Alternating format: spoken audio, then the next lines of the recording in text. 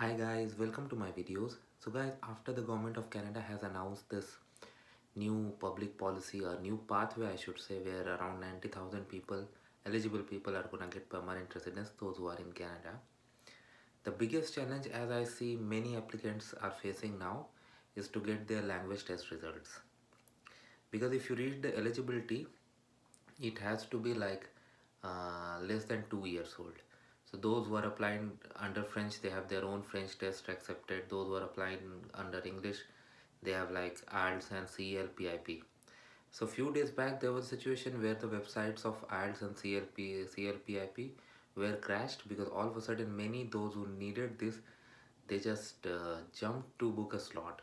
Because of the COVID situation, first of all the slots are not available like they used to be before, and moreover there is no guarantee that it is going to be conducted once it is scheduled. It can be cancelled at the last moment also in case of any severe surge in the area.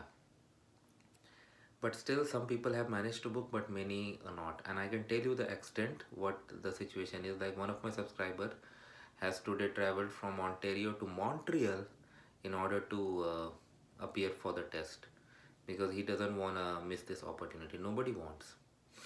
Now what you can do is like I know like traveling to other cities locations may not be feasible, and there could be some restrictions based on the location you are in.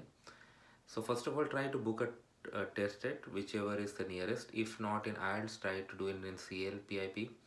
At this moment, I am not suggesting anybody to go out of the country to get the test done, because you can be trapped there also, and once you come back and you can be trapped, you still have to go through a lot of quarantine process. So that I am not suggesting to anyone. But yes, you're gonna, this is your application, so you're gonna be the decision maker, but I am not suggesting anyone to do that.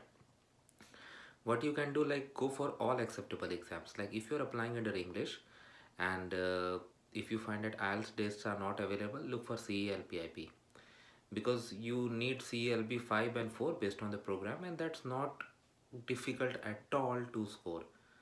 Even with basic knowledge of English you can score that. So with some minor practice, even if let's say you're not aware of the format and pattern of CLPIP, but even with some practice you can still do it. So go for it. Another thing I would suggest is like, book a test date if you're not getting for any in future. I know everyone wants to get it done by May 6th, but if you're not getting, what else you can do? Try to get the nearest test date, and meanwhile contact the support, contact the center.